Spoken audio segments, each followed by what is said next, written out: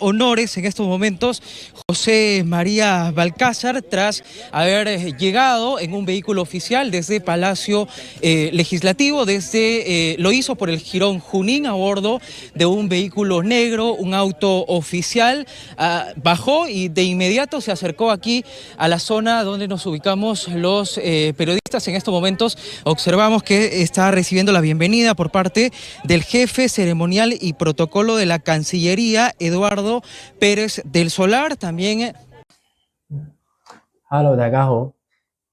咁喺一日之前咧，其實我就同大家分享咗，就係之前秘魯嘅總統叫做普西希啲咁上任咗4個月度，咁就俾國會就彈劾咗。咁一日之後咧，而家係2026年嘅2月19號12點鐘中午。咁其實喺琴晚咧，秘魯時間10點鐘左右，夜晚時間10點鐘左右咧，秘魯已經有新嘅總統。咁佢嘅資料咧都係非常之，我都想同大家分享下。咁佢嘅全名咧就叫做 José María Balcázar。咁佢就83歲，亦都係一個秘魯自由黨嘅黨員嚟。佢係一個律師啦、政治人物啦，同埋佢都係做國會嘅議員。佢上任嘅日期就係由琴晚嘅10點鐘，2月18號開始。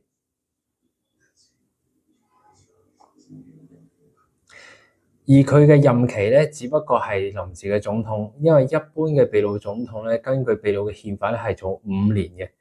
咁因為佢係臨時，咁所以佢淨會做到今年嘅7月28號。咁等到新一屆嘅總統大選之後，新嘅總統就職，咁佢嘅任期就會完結㗎啦。好啦，介紹完佢嘅基本資料之後，我就想同大家分享下佢嘅指控。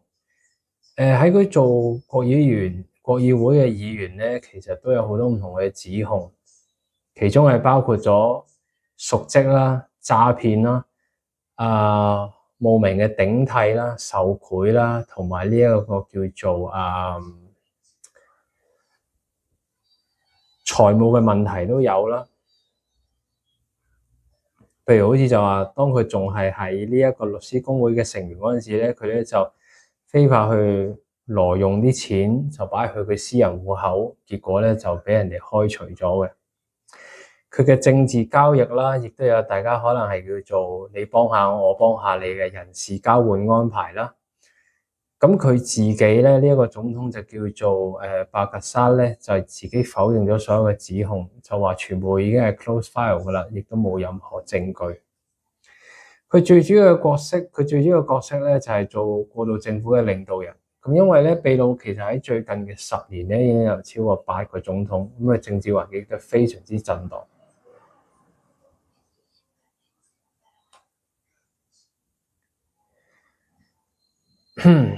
佢嘅任期咧大概就係5個月度，而佢咧主要嘅挑戰咧就係話要確保喺2026年嘅4月份嘅大選啦，開始呢個總統大選嗰陣時係公平、透明同埋和平咁樣進行嘅。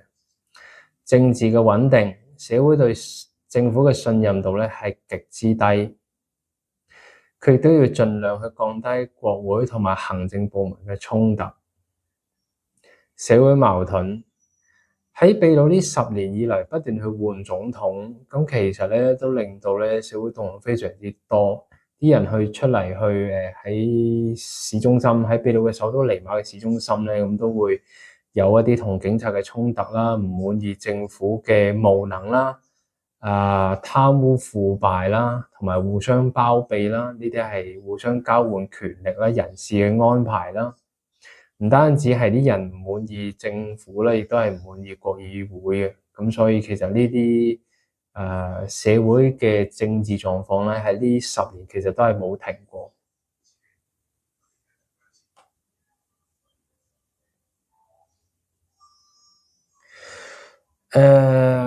咁所以咧就講到而家就係秘魯而家新嘅總統咧，大概嘅基本資料就係咁噶啦。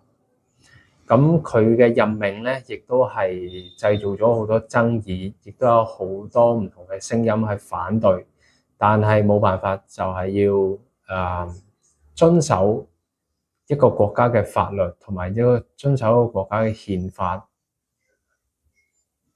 就係咁啦。Thank you。